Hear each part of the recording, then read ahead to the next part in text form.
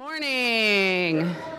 Hello, everyone. Oh, I just love hearing all of the happy voices chattering away. What's better than that on a Sunday morning? We're going to go ahead and get started. My name is Julie Samuel Lambert, and I'll be our MC today.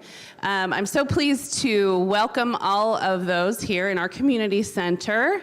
We have some special guests today, and we'll get into that here in a minute. And also those joining us on Facebook Live, and those who will watch this later on. Since 2014, Oasis here in Kansas City has been a secular alternative to faith-based communities. We are so grateful that we have the privilege of welcoming all people in our community, regardless of their beliefs or non-beliefs, their race, gender, sexual orientation, identity, or any other trait. We feel the human experience is better when it's shared, and we're so pleased that you have chosen to share this time with us this morning. As we get into our program, like with most Sundays, we like to talk about our core values, sort of what brings us together and some of the things that encourage us to gather together. And they are these: people are more important than beliefs. Reality is known through reason. Human hands solve human problems. Meaning comes from making a difference. And be accepting and be accepted. And we're going to talk now about what we have to share with you this morning. You might have noticed that our programming changed a little bit from what was advertised. We had a last-minute cancellation, but we are grateful that we have members with us today from the Oasis Network, which represents Oasis chapters from around the country, and I will say internationally, because we have our friends from Toronto here with us this morning. Yeah. So we will get the pleasure of meeting these fine folks, getting to talk to them about what their Oasis chapters are up to, what the Oasis Network is up to. But with that, we're also going to have a community moment. I think it's maybe not Marilee. I think it's going to be a few people, a collection of people for the community moment. And then now we're going to have someone with a collection of instruments. So with that, we're going to welcome up Brody Buster, our musical guest. All right, so Rodney sits back down really quickly. So Brody is a one-man band, multi-instrumentalist, started with playing the harmonica at 10 years of age. You can see all of his socials there, and without any further ado, let's give another warm Oasis welcome to Brody Buster.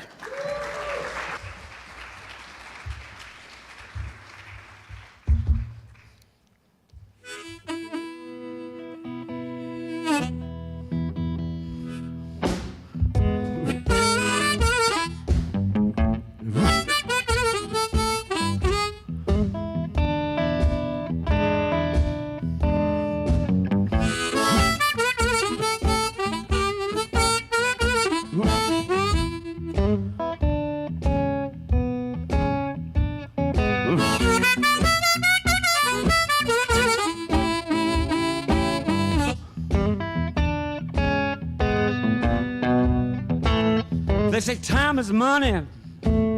Well, money's time. Time trading all mine for a handful of dimes. Think my pocket's broken.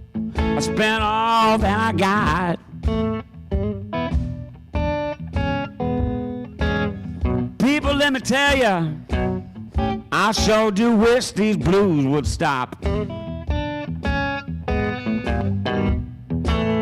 Driving home down the hill, heard something go pop. Now when I turn my key, I said the motor don't want to start. It looked like I'm walking all the way back to the top. People, let me tell you, I sure do wish these blues would stop.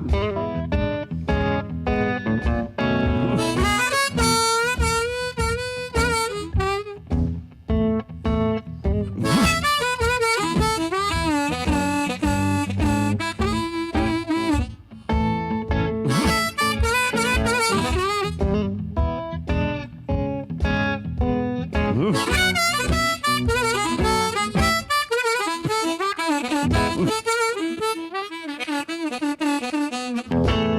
had her walking all day, sleet, snow, rain. I start to fold and my head began to bang because don't you know I'm broken? I gave it everything that I got. People, let me tell you, I sure wish these blues would stop. And after walking all day, I said I finally got home and I didn't find nothing but a letter that says, Brody, I don't love you no more. So don't you know I'm broken? I gave that girl everything I got. So people, let me tell you, I sure do wish that these blues would stop.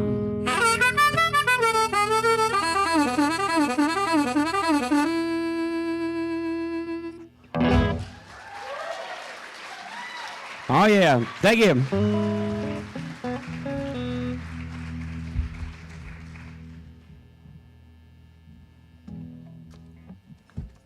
All right, this one's called Can You Hear Me?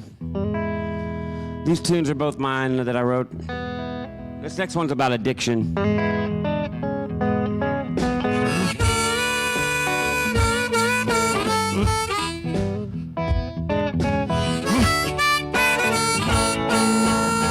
I've been walking down this road, I said, for most of my life. I do a whole lot of nothing, and I throw away all my time.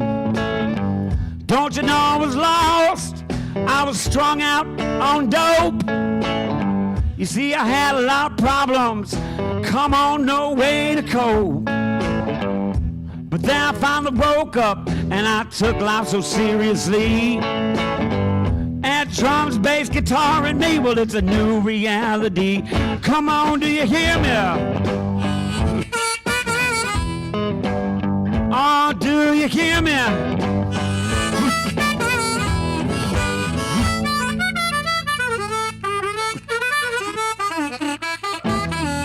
Now things are different.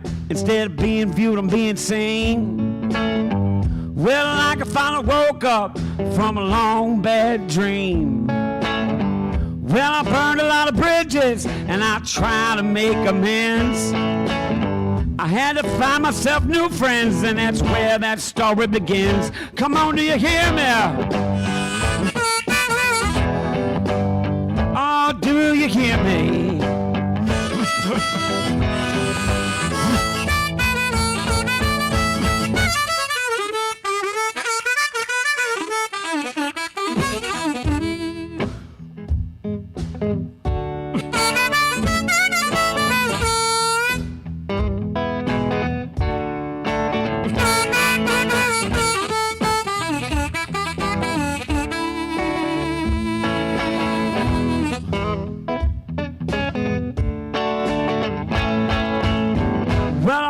Crawled out the dark, don't you know, sit back on stage.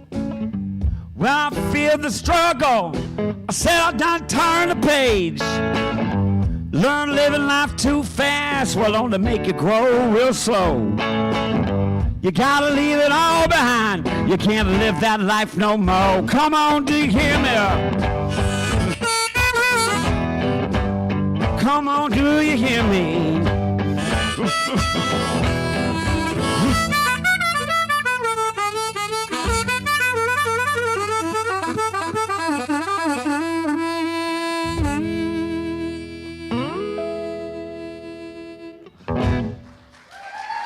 Thank you. Yeah. Thank you. Thank you so much. It's a good thing there's wings on the stage, because then you don't have to watch my mom dancing back there while the music is going on. That was fantastic. So we'll get to know Brody a little bit better after the coffee break. I'll ask him some questions that everyone wants to know, and we'll learn a little bit more about our musical guest today. All right, so we're going to get into our celebrations. Ooh, I see some of these birthday folks here. Coming up this week on the 15th, Sarah Conrad. There's Sarah. And her daughter Maisie the next day. So that was kind of a birthday gift, wasn't it? On the 17th, Robbie Voorhees. 18th, Marilee Harrison, one of our speakers today. And on the 19th, David Ricks and his t-shirt. There he is. All right. Okay, do we have anybody else that has a birthday or a celebration? Okay, Denise. 26.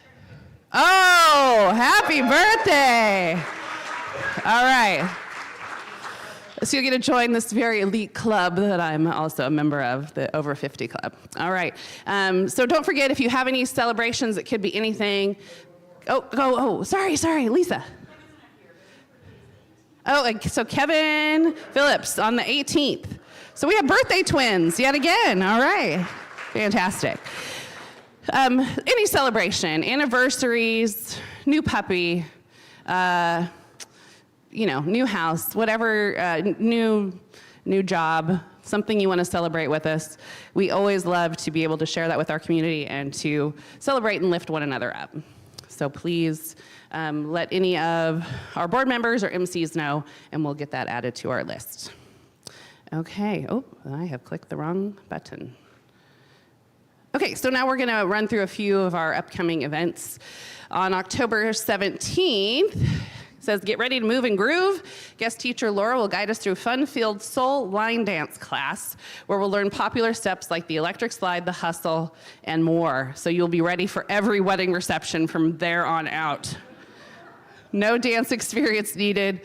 Just bring your energy, $10, and love for great music. And if you missed the first one, they don't build on each other. You're still welcome to come to this one on the 17th.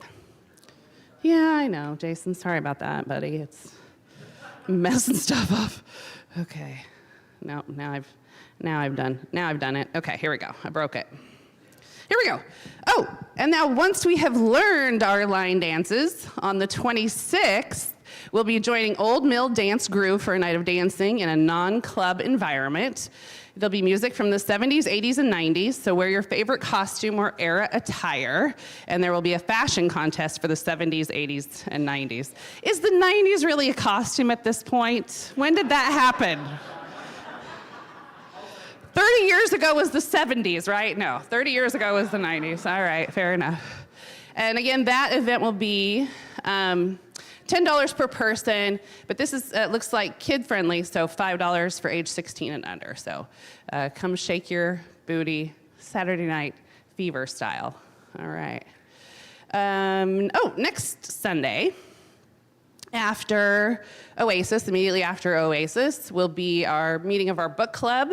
So you still have a week to start reading and or listening to an audiobook, which is what I did. If you want to join the Casey Oasis Book Club to discuss the New York Times bestseller, The Night Circus. Oh, it's not here. I'm sorry. I forgot. The book club will actually be meeting at Angela's house in Fairway, Kansas, about 10 minutes away. If you join the Facebook book club private group, it's a lot in that sentence, for the address, or contact Angela or Jeanette, who is here. There's Jeanette right here. She can help get you to the book club on the 20th. Oh, we have so many spooky things going on. I love it. Okay, on the 23rd, join us for Electric Poe at Union Cemetery. Has anyone gone to this event before? Yeah, it's pretty cool. They tell Edgar Allan Poe stories in a very old, fantastically creepy cemetery. They do this every October. And so this year, the main performer will be looking at Edgar Allan Poe through the eyes of Poe's rival writer, Rufus Griswold. So it's written as an obituary for Poe, and highlighted stories include The Raven and William Wilson. So again, this is a thing that sells out. There's people on blankets all over the cemetery. It's a really cool vibe. The tickets are, I think there's a link on the private page, but also you can go to, if you Google Union Cemetery or Electric Poe, you can find where you can get tickets for this. Or Coterie Theater is another place to get tickets, Roger. Okay. All right, this very, very charming black cat is inviting you to put on your best costume like he has. We're gonna have a costume parade the Sunday before Halloween for kids of all ages, me included. I just talked to Molly back in our kids' room, and she has quite a few kids' costumes available. So if your kiddos need a costume, there are costumes available, and Molly will show you the selection. And the other thing I'd like for people to do is, for our slideshow that day, I'd like to have pictures of all the various costumes of years past, even ones from the 90s, I guess. So if you want to post your costume photos in the private page or send them directly to me, Julie Samuel Lambert, we'll put together a slideshow of all of our various costumes over the years. Okay. There's a lot of stuff going on, guys. I'm going to have to clear my calendar. Last week, one of our board members, David Krampus, Reedy, talked about the world of Dungeons and Dragons, and there was such a great interest in that on November 12th, we've planned an evening of imagination, creativity, and camaraderie as we dive into this world. So if you're seasoned, have done D&D all your life, or a complete beginner, we need both to make this event successful, and it would be it's going to be a great opportunity to build your character. So if you don't have a D&D character or want to make a new one, be here November 12th from 6 to 9. Okay, and that says, I'm sorry, I should have worn my glasses. The 9th, but that's probably not quite right. Okay, every Monday, we have some of our friends that go and volunteer with Micah Ministries that help serve meals to people in need, as well as providing a clothing and hygiene pantry. This is an organization that helps anyone, regardless of race, gender, religious or non-religious affiliation, sexual identity, sexual orientation, or any other trait. It's an opportunity for us to give back to our community and to our less fortunate neighbors. So Micah Ministries' Facebook page is a place to sign up. Al and Denise are typically there. Those are some people to be on the lookout for. And a lot of times after we serve others, then we go out and enjoy dinner together as a group. So you won't want to miss that if you haven't had the opportunity to do that before. Phew, that was a lot of talking from me. Oh, we have something. Now this, and now this. Oh, okay. We have some parking issues. Is it this street out here, Sarah? This street? Okay, so this street, you can only park on the right-hand side. So if you're parked on the left-hand side, that is closest to the building, closest to the sidewalk, that might be a towing issue. So we're having some issues with our neighbors. That's wrong. We can only park on the right-hand side of this street that I'm pointing at, 41st Street. Park on the north side, not on the south side. Right-hand side of the street.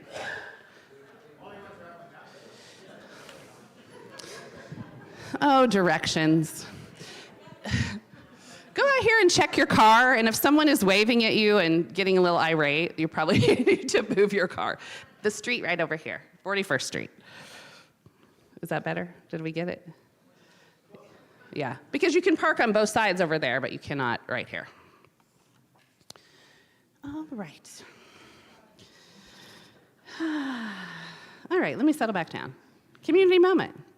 So, Marilee and friends will be joining us for a community moment. For those of you that know Marilee, these words might ring true. Feisty, rambunctious, and smart.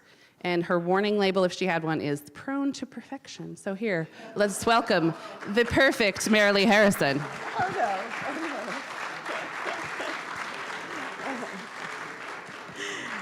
Just a word to the wise. This is what happens when you let someone else choose your words. So,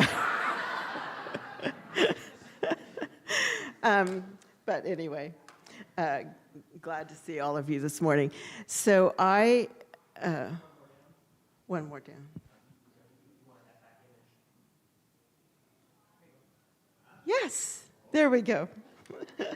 Yes, let's get rid of those words.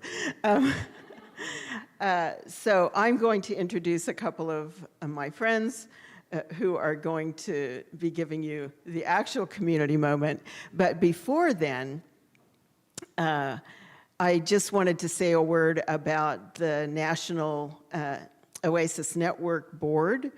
I have served on it for a couple of years, and I joined it because I'm really invested in Oasis community. This community has meant so much to me. It's brought me back to Kansas City twice, not once, but twice. And so I wanted to give back in that way on the national level. And I love the board that I work with. They're wonderful people, and it's been a true pleasure and a privilege. And if you too would like such a pleasure and a privilege, here's the pitch. We're looking for someone to take my place on that board when I step down at the end of this year. So please let me know. And also, if you're from one of our other communities, it's great to have representation from all of the communities on our national board. So please think about that and let us know. So without further ado, I'm going to ask the president of the National Oasis Network Board up, Alexis Potaman. And yes, give her a round of applause. And then Janey Rizvi will also join us. Thank you so much, Marilee. And it really has been a pleasure and honor working with you too. She's been instrumental in helping us get this weekend organized for us. And I've said thank you a million times this weekend, but we can't thank you enough. So, all right. So my name is Alexis Potaman. I am the president of the Oasis Network, and I want to start off by just saying thank you to Kansas City. Y'all have been very welcoming, and we really appreciate the use of your space this weekend, for us to have get the chapter leadership together and have a wonderful conference and be able to be here with you today. So we really appreciate that, and thank you. So you're all here this morning because you like the Oasis model enough to wake up early on a Sunday morning and spend the morning here. So the Oasis model started back in 2012, but it didn't become the network until 2015 when Kansas City came along. So the two groups came together, formed the network. And just to give you a little overview of the background of the network, we are not like the local chapters. We don't have a chapter that we organize every Sunday morning, but we are made up of members like Marilee. We're made up of members of local chapters, and we're all here because we have that desire to see Oasis communities thrive. So the network, what we do is we act as the umbrella organization. So we act as a governing body, so that way, we kind of protect the Oasis brand, if you will. That way, if, an organization comes along and they do something really off the rails, people don't leave thinking Oasis is not a community they would want to be a part of. We're also the people who actually grant the right for you to call yourself an Oasis. Again, if someone decides to do something off the rails, we're like, no, that's not going to work. And on top of that, we can act as a governance body. So if there's ever a complaint that the local board feels that it's gone beyond their control, they can't handle it, they can come to us for some advice and some arbitration. It's also an opportunity for anyone at the community level, if there's a board member who you have an issue that you may not feel comfortable coming to the local chapter board, you can come to us as well. If it's a other issue though, we want you to go to the chapter leadership first and before coming to us. But our goal is to promote the Oasis chapters, develop a framework, have that framework in place through guidance documents, code of conduct, volunteer agreements, and that way, especially, y'all have been around forever, and we've stolen some of the documents from y'all to use, but a lot of the other communities, they're smaller, they're newer, they don't have the base that Kansas City or Houston or Salt Lake have. And so the network provides these policies, these frameworks, and that way they don't have to reinvent the wheel every single time. So this weekend was really great because we could come together, we could kind of make sure everyone actually knows, hey, we have these resources available to y'all, and kind of keep perfecting it. Because I mean, I don't know. I'm trying to think of the right word, but we're not afraid to say, hey, things could be better. Things have changed. How can we do things differently? And so this weekend was really great because we could crowdsource and figure out what the communities are wanting, what things want to look like, and go from there. And so I'm going to let Janey Rizvi come up here. He was actually co-founder of the network, I believe. Is that? Yes.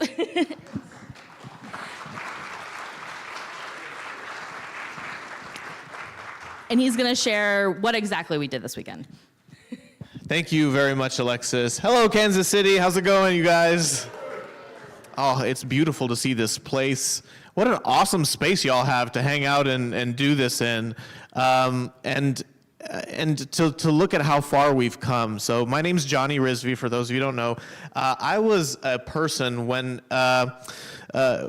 they said that there was a secular group meeting on Sunday mornings. I said, oh, hell no, I just got out of that. I would come from a Muslim background, so I was like, I'm not doing this again.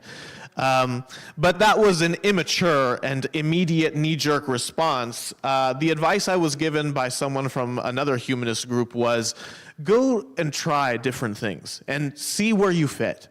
And so I did get up on a Sunday, and I did go to a new thing that was starting in Houston called Houston Oasis. And it didn't have free thought in the name. It didn't have like atheist community in the name. It didn't have any of that stuff. It was just Houston Oasis. And I was like, all right, let me go to Houston Oasis and see how weird that's going to be. And I never stopped going to Houston Oasis. From the first time I went, I never stopped going. Thank you, thank you, thank you. I wish the mosque had been that experience from the beginning. I was like, oh, this is what we were supposed to be doing the whole time.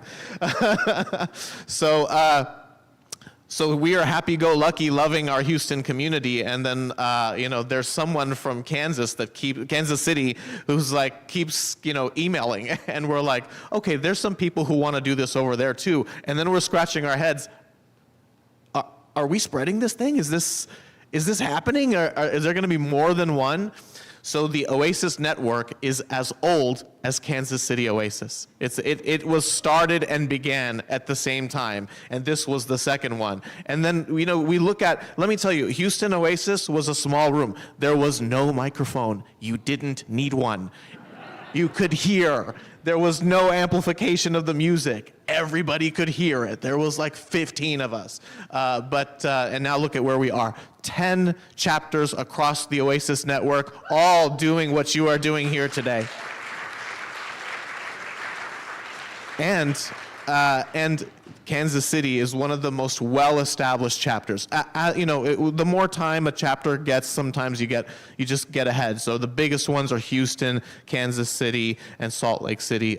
So these are, and I think now Wichita is starting to knock on the door of being one of the big. We're gonna have like a big 4 instead of a big 3. But it's incredible, y'all, and obviously, you guys have experienced the benefit of community, which we didn't know what all would happen. I'm going to take a little bit of my time to tell you a quick story in Houston. When we were in, we had a hurricane that was supposed to come through and leave in Houston, but it didn't leave. It just stayed on top of us, and it dumped more water on us than we've ever seen. And it flooded our city, so many people had so much expensive, catastrophic damage, and so we are like, oh, we have to cancel Oasis. We can't, we have to check on each other. We have to make sure everybody's okay, and if they need anything, and like the treasurer says, guys, there's a lot of money coming in. And we're like, what do you mean a lot of money coming in? People can't afford to donate right now. They've got awful, terrible damage in their homes. And they're like, no, it's not coming from here. It's coming from Kansas City Oasis, Salt Lake Oasis, Wichita Oasis. All these other people that are Oasans are donating to us right now. And we were just, I always get a little emotional talking about it because we did not expect anything like that to happen. And so thanks to you guys, what we were able to do is we said, all right, Oasins, nominate someone that you know has had significant damage, or even a little damage. Just nominate them to receive a grant from us. And we will rank them severe, moderate, and just need a little help. And we were able to give grants to people throughout our community that had damage. And it was because of people like you. And we did not know when we started Oasis what the incredible benefits of community would be. But this is the consequence of caring about each other and wanting each other to succeed and rooting for each other. So thank you very much. I think that deserves a round of applause for the incredible communities that we have built across the country in Toronto. So when we wanted to do a conference, we were like, okay, where can we go to do a conference? And the rumor mill was like, well, there is a space that Kansas City has acquired that costs free. And we thought to ourselves, well, free is affordable enough for us. And so we decided that we would borrow this space to bring all the chapters together, all of them throughout the network that could afford to or could make arrangements to be here. And so we had representation from Wichita, Toronto, Houston, Galveston Bay, Kansas City, Utah from online. It's been wonderful. And we are committed. From the network, we just want you to know, we are committed to making sure that other people who want an experience like this, they get a good one. And we want to be able to provide chapters like yours more and more and more resources. Because the reason that your leadership teams come together, they come together because they want to put on programming. They want to do good stuff. And we are here because we want to help with that and take all the nitty-gritty stuff off the table, off the plate. And then when there are other secular groups out there or people that want to do something like this, they could either start the wheel all the way over again, or we could say, hey, we've got a brand that's ready to go, policies and procedures ready to go. We've got a whole group of people that are already your family that you can just come in and just start doing this, and it's working in so many places. And that makes it easier for them to make secularism grow and provide a real secular alternative to people. And I think eventually we won't even have to say that word anymore. just to provide amazing, strong, loving communities. I'm really excited about this. And one of the other things that we are planning to do now is to bring people from all of our communities together. Sometimes to get together and have big national Oasis events where Oasins, you guys from other chapters can come together. We call those summits, but also vacations. Wouldn't it be fun to go on vacation with other Oasins from other chapters? That would be super fun. Now, we have done a couple of cruises before already, but we ended up getting away from it due to obvious pandemic reasons. But we are committed and looking forward to bringing you guys together again with us so that we can go on a vacation, get to know each other, and build bonds beyond just our local Oasis chapters, but across them. So this weekend was phenomenal. A lot of good energy came together over here. We made great use of this incredible space that you guys have done. We're really grateful to Kansas City and Oasis. You're going to have a panel of people from across the network be your main talk, so this is your chance to get to know all about the network and all about other Oasis chapters. So with that, I thank you so very much for your time. Thank you, Kansas City. We absolutely love you.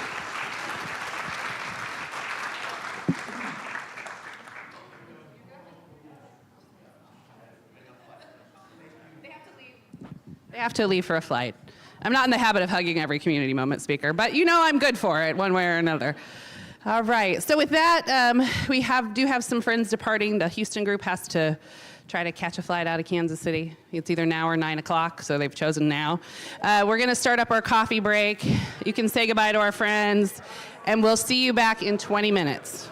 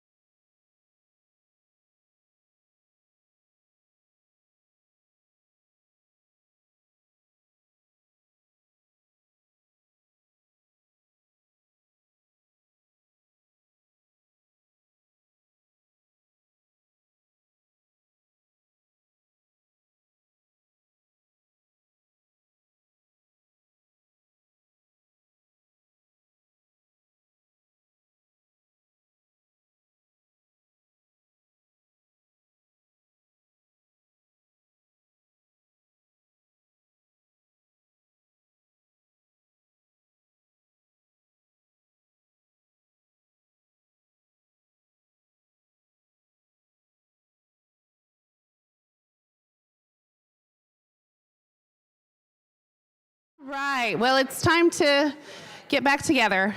Leaving coffee break is sometimes the hardest part of this whole program.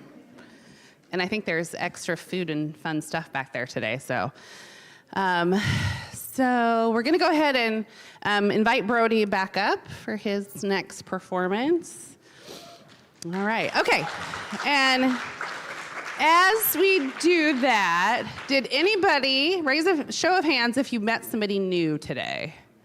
Yeah, I think we all met somebody new because we have a lot of people here that are not normally here. So just another one of the joys of our community is meeting new people, like-minded people. Okay, Brody, before you get started, I always have an inquiring mind about various things. You started with the harmonica. Let's talk about that. How did you pick that up? My mom used to play in bands here like Sonny Kenner and Cotton Candy. She used to play at the Levee a lot. Okay, all right. Mm-hmm. So musical family. Yep. And then how did you kind of progress through all the instruments that we see here today? Just over time, I started playing at the Westport Saloon on Monday nights by myself, and then it just kind of turned into this eventually. Yeah, okay. And do you have any, besides your mom, let's give credit to mom where it's due. Besides your mom, what other musical inspirations, like what kind of was the first sort of music that you heard that you were like, oh, hey, I might want to do that? Elvis and the Blues. Elvis and the Blues. Yeah. All right, some great American music. So with that, I will stop grilling you with questions, and we will give you another warm welcome, Brody Buster. Okay, thank you.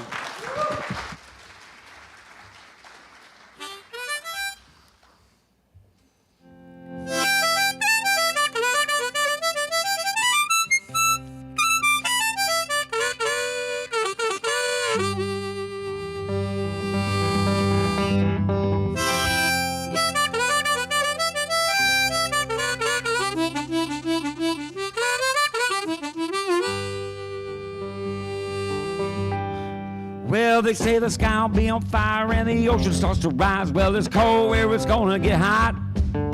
The world's upside down on a tilt-a-whirl. I think she gave it all she got.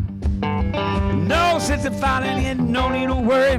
No reason to get prepared. Go have a blast on these last few years. Hell on earth has been declared. Yeah, the next one, they say I'll fall from the sky. September 23rd in the year they say it's 2029. The next one, they say we're all gonna die. September 23rd of the year is 2029. Oh, a couple little things that I wants to do before we all burst into flames. If I'm a long lost baby, you tell her that I loved her how I wish I could have changed. And second best, I'm putting it to no rest. My best friend by my side. We're going out with a boom and a bang. I said we better get around it tonight. Yeah, the next one will fall from the sky. September 23rd, the year 2029. And the next one, nobody will survive. September 23rd of the year is 2029. I know one thing. Grab your friends, put them right by your side. 'Cause all I said that they're waiting on is September all the year 2029.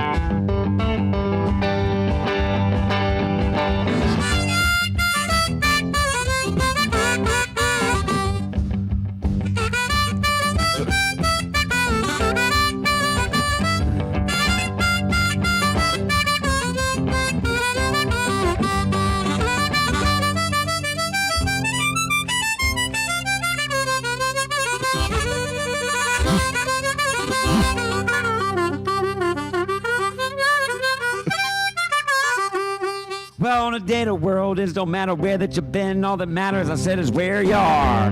Well, I was sitting back, I sit at my house, maybe down the street, playing guitar. I'm gonna have a big old party and everyone's invited. Tell your neighbor, tell your family, tell your friends. Ain't nothing to do but let this world end and a new one is gonna begin. Yeah, the next one, this hell fall from the sky. September 23rd, the year is 2029. And the next one, no one will survive. September 23rd, all the year is 2029. September 23rd, I said the year is 2029.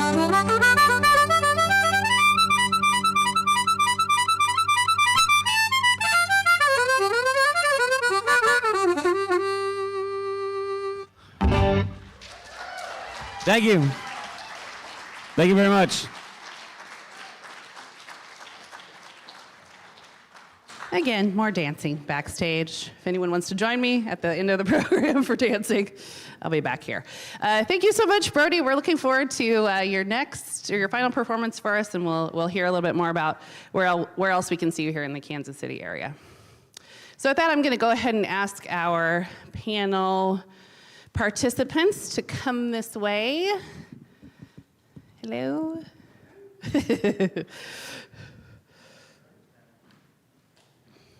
And you can, I think I know you all, so you can sit in whatever order you want, and I'll still know who you are, I think. I know. And I think I might do a thing where I go sit over there. Okay. All right. So I will, I'll let you introduce yourselves. You don't need me to do that. And I will sit down here and be part of the audience. Liz, do you mind starting? Sure. As I sat down, I thought, does this put me first or last? God, I hope it's last. So Marilee, do you want to start? No. I'm Liz. I'm from Wichita, Oasis. What else do you want to know about me? I'm currently the where vice you're from. president. Okay. And I've been the secretary for 3 years. And I'm excited that you guys have a D&D character creation night because I'm a big old D&D nerd. Right on. Okay. All right, and next we have Jessica. Yeah, hi, I'm Jessica from Wichita Oasis. I'm the treasurer on their board there. I have a lot to share. Okay. That's okay. Yay, welcome. Hello, Tanya? I'm Tanya from Toronto. Toronto Oasis. I'm president of Toronto Oasis, and I'm also on the network board with Marilee and Johnny and Alexis and Rodney, who you saw earlier. And yeah, I think We'll ask more penetrating questions here in a minute. We'll just get to meet you first. Okay. All right, Ryan. Morning, everyone. My name is Ryan Jang. I'm also from Toronto Oasis. I came with Tanya here, and I'd just like to say hi over the internet to Clive and Gary because they're watching this. Whoa, Clive and Gary. All right, welcome, Clive and Gary. They're watching you guys' Facebook live streams. Wonderful. Yeah. Okay. Well, Toronto Oasis is on hiatus for today, but yeah. Okay. I like birding, and I'd just like to thank Daryl because I stayed at Daryl's house, and man, the birding in his backyard. Yeah, birds galore. Okay, great. And Marilee, wonderful. Thank you, Ryan. I'm Marilee from Kansas City. Marilee from Kansas City. Yes, we're super grateful for Marilee for the, all the service she's given to our chapter here and her work on the network board as she departs. And one of you wonderful people, I'm looking at several of you, are going to take up her mantle and do a wonderful job as well. Okay, so let's talk about, I guess, first of all, when you think about the purpose or mission, we've talked a little bit about that, in our introduction. When you think about the purpose or the mission of the network or your chapter, kind of what are just maybe like first few words that come to mind when you think about your Oasis chapter or the network? Yeah, I think, I think building community obviously is like the most important thing. Just creating this community, that sense of community. And then also education, trying to bring in the topics and speakers that really kind of elevate everyone to help us think critically about our community and how we can help. And then service projects. I think service, education, community, those are really the words that come to mind. Okay. Maybe Liz, can you, I'd hate to put you on the spot, but I'm going to. Can you talk about maybe a service project that you've done there in Wichita, one of your favorite community partners, or? So we have an ongoing partnership with the McKinney Bento program, which is actually a national program, but we're obviously partnered with our local group. And they provide food and necessities to homeless teens. And they do that through the public school system. So we do a drive for that every quarter. But other things we've done back in 2021, when there was a really terrible freeze, and the Houston folks are gone, but like they had terrible freeze and pipes bursting and all that. We had a member of our community who was in a trailer home, and her pipes froze and burst, and like she just needed help. Her dad was willing to do the work to replace all of it, but I mean, he was like, people from Texas were coming up to Wichita for parts, and so he was having to go other places for parts. It was impossible, but we were able to raise the money to pay for the parts, and I think we also paid for her to stay in a hotel for a few nights because she had no running water, which means if nothing else, she couldn't flush a toilet. So we were able to put her in a hotel. I think we also had, we've had a couple of other smaller things, but those are the two that spring to mind. Okay, all right, thank you so much. Tanya and Ryan, yeah. For me, what comes to mind is, like the words that come to mind when I think of my involvement with Toronto Oasis is it's kind of like a portal to the world for me, because I'm a teacher, so if it wasn't for Toronto Oasis, all I would know is other teachers. Okay, fair enough. And it just gives me an opportunity to learn stuff from the wider world, and the fact that we have to book musicians and featured speakers, it kind of forces you, because you're searching everywhere. Who'll come and talk to us? Yeah. It's just been like the portal to the world. So it's learning, it's enriching life. And before my involvement with Toronto Oasis, like I didn't know musicians. Like I used to think, that just on a CD, like, these are the people in our community. So the whole idea of singer-songwriters and, it's not just Britney Spears and, just beyond that. Right. Yeah. It just makes me, just connected to the community and more, authentic connection in that way. And also a learning process. Like, I've booked so many presentations, like, I don't know, more than 300, because I've been involved since 2017. I almost feel like, this should be a degree, like there's so many topics, right? And it's like just super enriching experience. Okay, great. Oh, I think there's several to choose from. Thank you.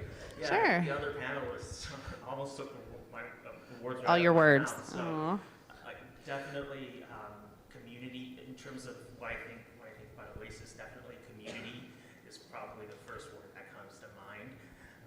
Education is definitely the second word that comes to mind, and friendship. Because again, Oasis is where I make a lot of my friends, and it's where I can be my true self without hiding it and without hiding and putting a mask on, which is amazing. But yes, the community building and the educational aspect of Oasis, I think, is the most important part. It's just meeting every week as we've done for the past 7 years. All right, right on. It really builds up those connections. Like that consistency is so important. And just in terms of education, being, right now we're watching a lot of YouTube videos and TED Talks for future presentations, and you learn something new every week. Not just from the videos themselves, but from the discussion, from people you might not agree with. It's just so enriching. I'm very fortunate to be able to be an organizing member of Toronto Oasis, to be able to provide that experience for everybody else. Thank you. Okay, thanks, Ryan. That was great. Marilee, any words from you? Community education. The word connection comes Okay. to my mind. When I was thinking about where to move, the connections here just kept drawing me back. I say that, especially in the Bible Belt or in some of these more conservative areas, you need to find your people. You don't just necessarily go out on the street and find them. And when I think about it, Oasis has been the best way for me to find my people. I think a lot of us feel that way. Okay, I sort of did a bad job and jumped ahead. So I'm going to go back to Tanya and Ryan real quick. Do you have any volunteer opportunities that you've been able to engage in that have been meaningful to you? Actually, that's something I've been listening to the other chapters about, and we Yeah. actually haven't. Okay. Yeah. I think in the beginning it was on volunteer, but we organized to be part of a science march and so on. Oh, So okay. we've done things like that in the past, but not as much. Yeah. So I think I think that just helps everyone understand that every chapter has its own flavor. Again, one thing that I appreciate about being part of Oasis and the Oasis Network is we are not milk, so we are not homogenized. We do not all have to be exactly the same as everybody else, but we still care about the same things without the dogma of maybe communities that we left behind. But maybe that's exciting. Maybe you have some exciting opportunity ahead for you then, right? Yeah. And Marilee, how about you? Talking about the differences between the chapters, some of this has to do with chapter size as well, and how long they've been around. And we in Kansas City have the benefit of having been around a long time. But one of the joys of working with the network is to work with chapters at all stages. We're talking with some people right now who want to form an Oasis. So we have them everywhere from just in the conception phase to well-developed and robust communities, and it's a real pleasure. Going to add an anecdote about that. During and I think unfortunately this community, various things happened and it didn't stick together, but in Orlando, there was a community that was getting started during the pandemic of all things. They tried launching a community, and I got the privilege of being their first speaker. And then after things improved a little bit, a bunch of us went down and were there for their first in-person meeting. And I'll tell you what, anyone that knows me knows that I cry at the drop of a hat. And you can imagine, being there at the very beginning of a group finding their community, man, it was really a touching experience. So the work that the network's doing to bring the experience that we all have to other people that are in desperate need of a place to call their own and a place to be themselves, as Ryan said, it does a lot. So let's go back to Liz and Jessica. Can you tell us a little bit about your story of Oasis and how your chapter started? I can take that one.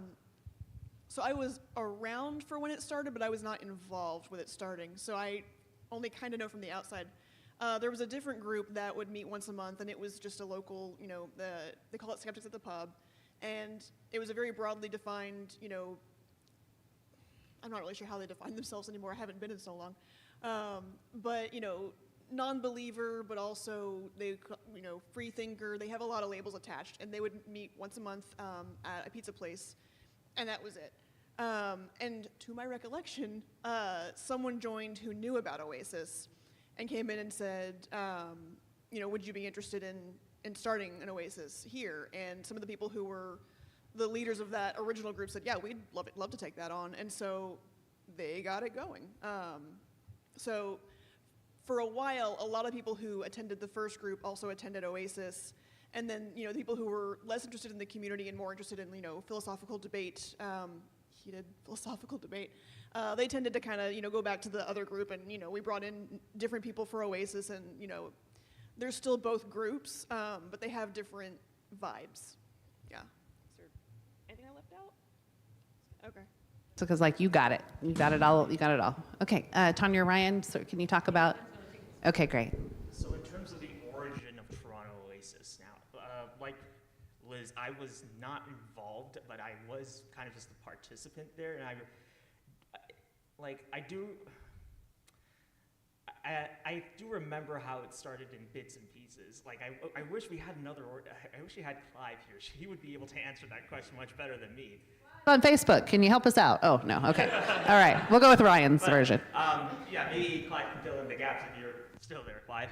So I do remember that in terms of the origin of Toronto Oasis, it was way back in January or February of 2017 when it started. And it might have been like an offshoot,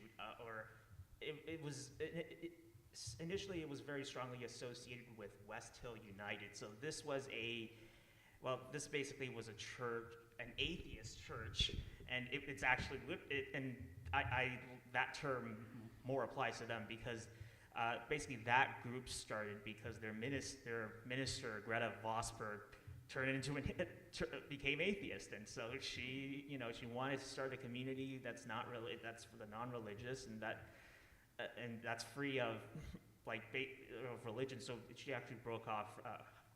I'm not sure what she's associated with right now, but she actually broke off from the United Church of Canada. That was the denomination that she did belong to. So I think she started Toronto Oasis kind of just perhaps an offshoot of West Hill United, but yeah, we had an original core group of members. A lot of them left, unfortunately, and then Tanya joined, I think, in 2018, and then we had in-person meetings all the way up until the pandemic in 2020.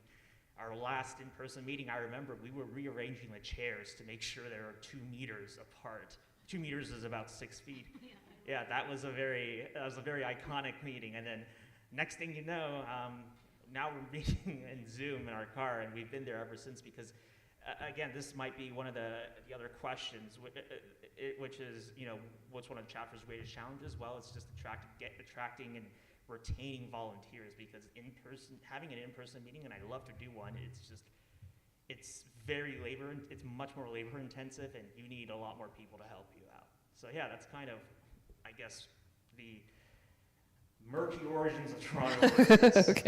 Okay, great.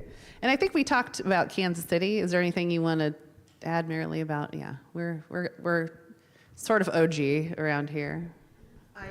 I watched Kansas City Oasis form because I knew people here in the secular community. And so when I was ready to move from Santa Fe, that's what drew me to Kansas City. So I've seen it from the inception and been supportive all along. It's wonderful. Yeah, and just something that Ryan said got me thinking. He said the original people that formed your Oasis are not there any longer, and it's the same here in Kansas City. But I don't think that's necessarily a bad thing. I mean, I think people's lives evolve and change, but the important thing is the community. It's not the leaders. We're all just a bunch of volunteers, right? It's the strength of building the community that, maybe if something happens and have to move on, that the community still remains. And I think that is actually a great thing to see. Communities that don't maybe have their founding members, but here we still are, right? So that encourages me, actually. Okay, so we'll go ahead and move into, Ryan brought up a challenge, but maybe our Wichita friends can talk about what challenges they face. Also volunteers. No, I think, to that point, I think it's really difficult to find, especially, our group is much smaller. We maybe have 15 to 20 people every week. So if you can imagine, this would be, we're hosting Seth Andrews, and everybody in town came. That's what this size of group would be for us. Because it is such a small group, it means that there's a lot more per person to kind of to put on an event like this. There's still the social media, the developing the events, finding the speakers, finding the musicians. All of those things are just on a smaller number of people. So it is really difficult. People burn out real fast. And so it's difficult to keep that flow of people who are who find us and are passionate and want to help out, and then not burn through them too quickly before we find the next group. So I think that's definitely, in a smaller organization, one of our challenges, and I think you guys kind of face that too, that they're a little bit smaller like us as well. So yeah, I say finding passionate volunteers. Okay, so this is a shout out now to every chapters, anybody that watches this from now on out. Let's give our appreciation to all of our volunteers, without which none of this happens.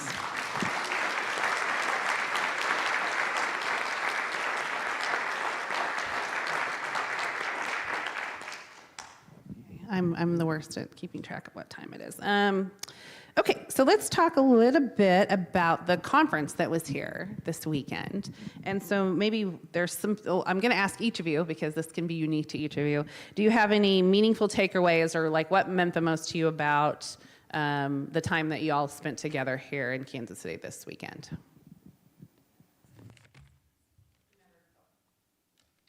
Tanya's on it. It looks like she's ready. Oh, you're ready? Okay, you're ready to go. Okay. Sorry, I didn't mean to cut you off. I already did it to you once, put you on the spot, so I was gonna. I appreciate that.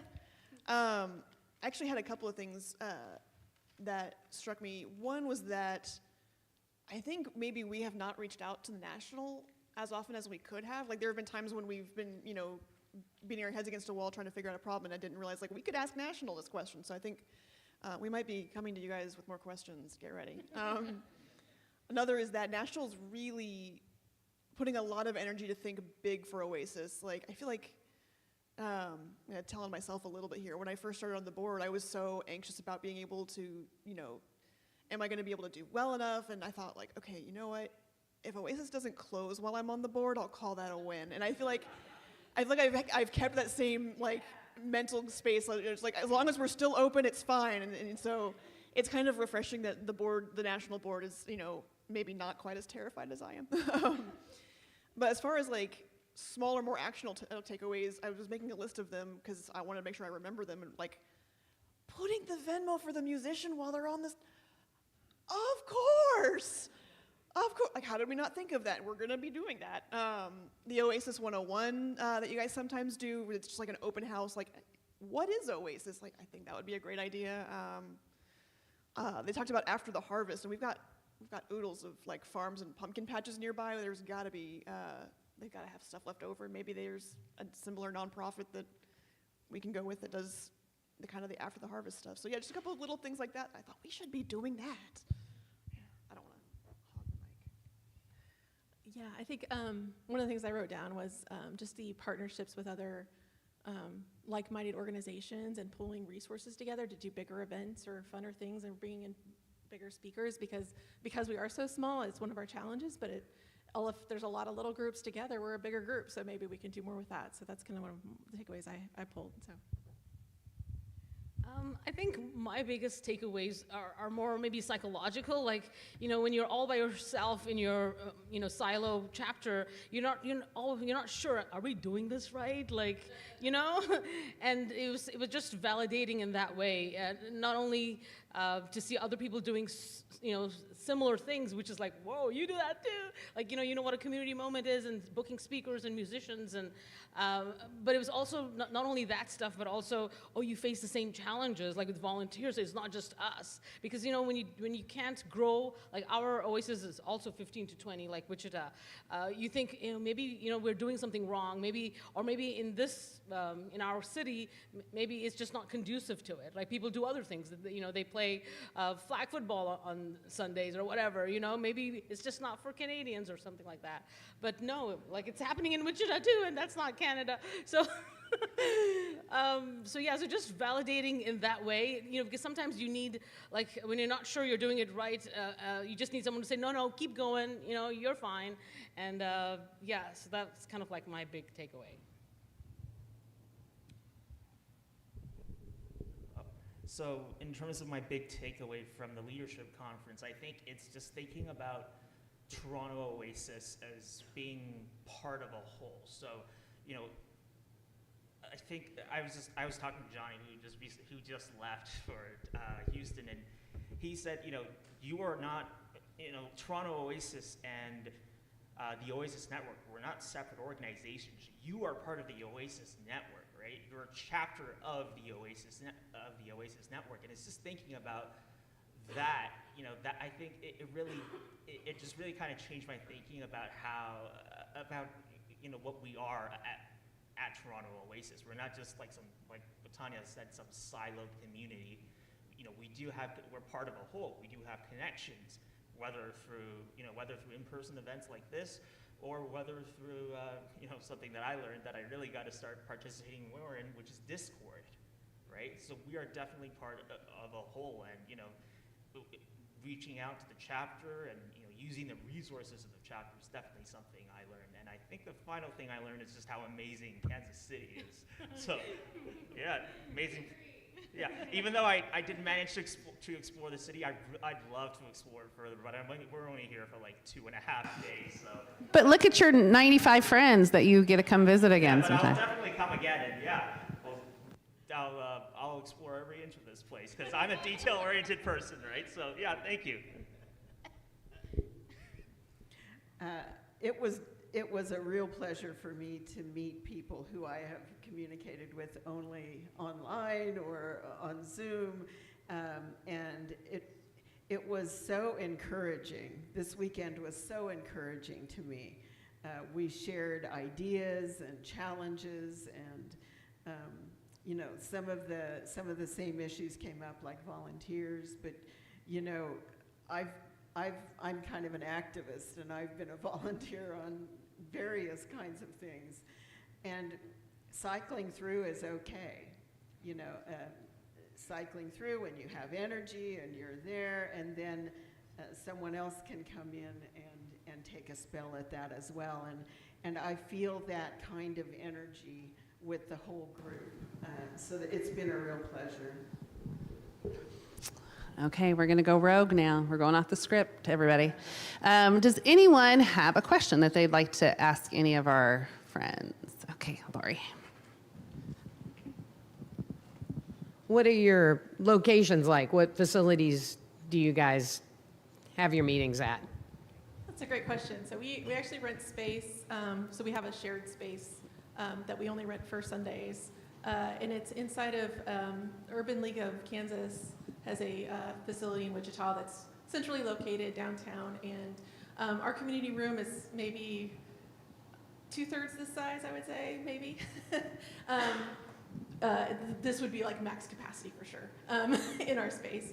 And then it's part of a bigger building, so we do have other facilities in there. We have a kids' room, we have a kitchen, and some other things that we can use while we're there. So we have the whole space to ourselves for Sunday mornings.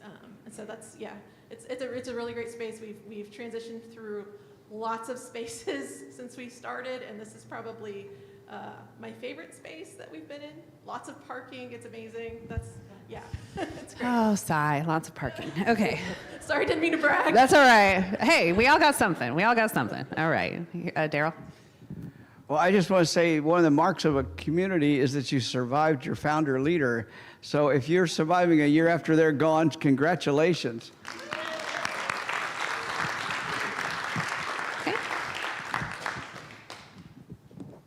Hi, you mentioned the 4 top communities, and I'm wondering, and you said there were 10. I'm wondering where are the others? Marilee and I did some work on that this morning. We were chatting about that. There are several in Utah, not just Salt Lake. There are 2 in Texas, Galveston and Houston. I said there are 2 in Kansas, but then I was corrected. We're actually in Missouri here. and there's Wichita. There's the online community on Discord. What am I missing? How many was Toronto. that? 2 in Houston. Well, that unfortunately during Yeah, pandemic victim, I think. One of the things, there are a few in addition to the 10 that we're working on getting a new status on, because COVID really took a toll on communities. The fact that you're still on Zoom, I think that's wonderful. You're still, you're still in operation.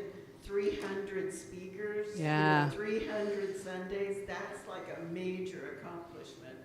So, so we're working on contacting and rebuilding in some areas, but those are the main ones. Okay.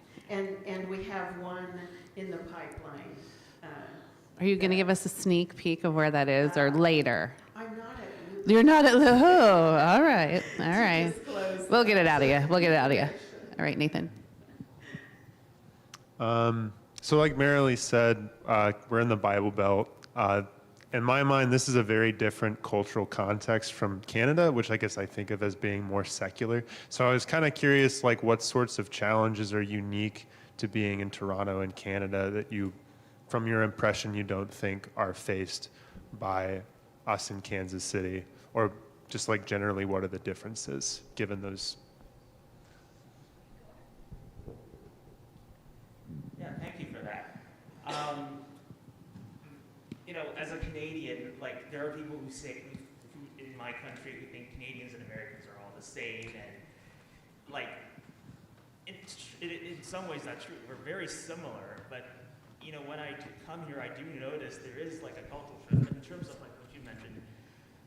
Like in Canada, like I don't think there is much religious overreach as there is in like here, where I'm hearing stories like about politicians who are very much motivated by religion to, for example, take away women's rights, for example. So that is not as much of a problem in Canada. I'm not saying it's not, but it is. I'm not saying it's completely gone. It's not much of a problem. I think. In terms of religion, in terms of issues pertaining to religion, we still have tax-free exempt status for religions. That's taking away a lot of money. So somebody actually gave a presentation on how much religion costs Canadians.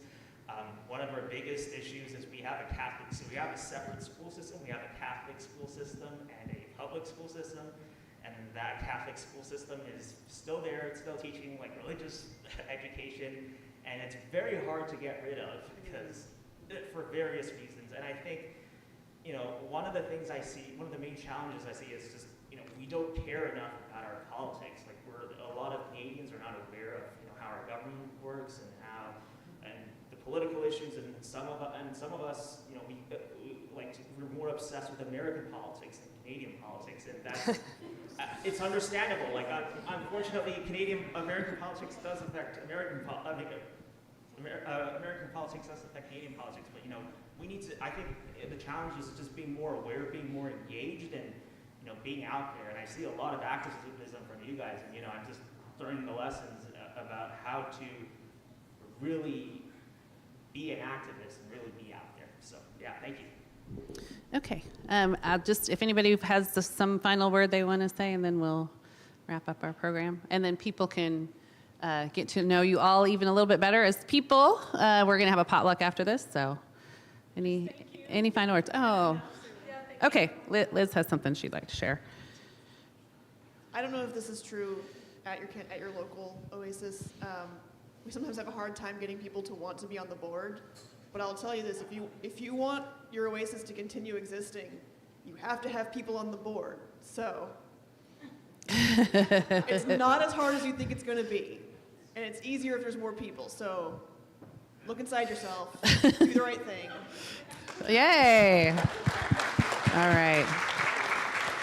Okay. If you guys want to, you're welcome to go if you want to, or because we'll have Brody come back up. All right. So what a special Sunday. Maybe not the Sunday that we envisioned a week ago, but we're super grateful for all of our guests and their insights into what makes their Oasis tick and how we're the same, how we're different, but how we're all designed to build meaningful community for secular folks. So, all right. Oh, here's this. So we're going to ask Brody to come back up, but while he's coming up, we just want to remind everyone that Kansas City Oasis is a 501c3 nonprofit that relies solely on donations and volunteer efforts. There are no paid positions here. So if you enjoyed our topic and look forward to maybe something educational in a specific category that interests you, you enjoyed our music and many of the other singer-songwriters that we have come play for us on any given Sunday, please consider donating through kcoasis.org/donate or with our Venmo. And with that, I'm going to ask you, Brody, where are places, what do you have, on a weekly basis, or where are we most likely to see you out and about here in Kansas City? I don't know off the top of my head, but if you look at Brody Buster Music on Facebook, I post all my shows there. But I'm playing around here like 5 nights a week, somewhere around town. All right. Okay. Yeah. That's awesome. That's awesome. You can always, a place I play a lot, though. I play a lot of BB's Lawn-Side Barbecue. Okay. You can always look for me there for sure. Down in my neighborhood in Raytown, or South Raytown. All right, I love it. Okay, with that, one more warm welcome for Brody Buster as he wraps up our program for us today.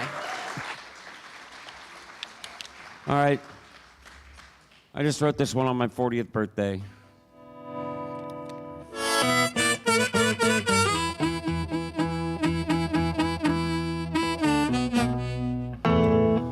When you're born to be bad, don't you know it's so hard to be good?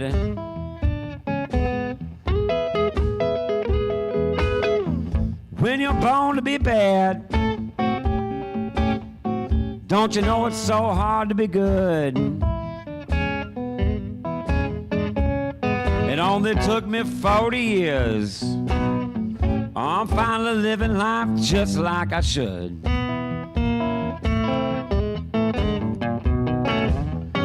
When you're born to be bad, the drugs come quick and the money come real slow. When you're born to be bad, the drugs come quick and the money comes real slow. It only took me 40 years. I finally learned how to just say no. Oh, when things got bad, I slept with shame and my best friend was sin. When things got real bad, I slept with shame and my best friend was sin. Don't you know that things got so bad? I said the blues wouldn't even let me in.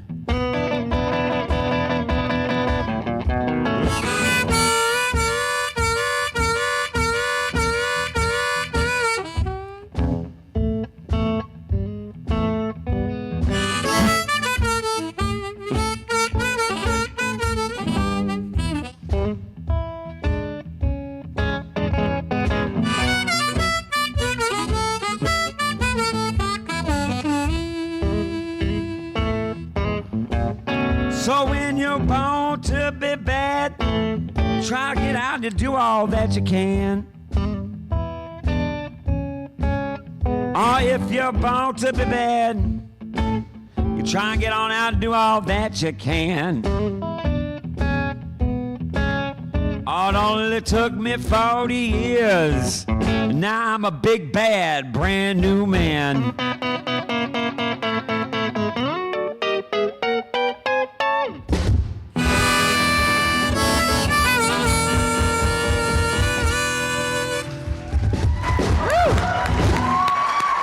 Thank you. Yeah. Thank you all so much for having me. Yeah, that was great. And happy belated 40th birthday. I don't know how long ago that was. It was a few weeks ago. A few weeks ago. All right, right on. Wonderful. Okay. What a Sunday. Thank you all for joining us this morning. It's been my pleasure to be here. Typically, we'll go to a restaurant, but we have a lot of people have brought food, so please stay with us and enjoy some food and continue the conversation with some new friends that you've met. And with that, I'm gonna, also, if you can help pick up and clean. We say that every week. And there are other volunteer opportunities that come up every week. As you might have noticed, one of our themes is good volunteers are hard to find, and we appreciate everyone that does volunteer. But if you'd like to add your human hands to solving our problems of things like keeping things clean, we would love that. Next week, we have a featured speaker, Phil Dixon, who is the co-founder of the Negro League's Baseball Museum. So that's super exciting. And they'll be speaking about the history of the Kansas City Monarchs. And we have some returning, what I like to call returning champions, some musical guests we've had fairly often during the years, the Night Owls, Wyatt and Sarah. So with that, my name is Julie Samuel Lambert. It's been my pleasure to be your host this morning, and we hope to see you all soon. Thank you.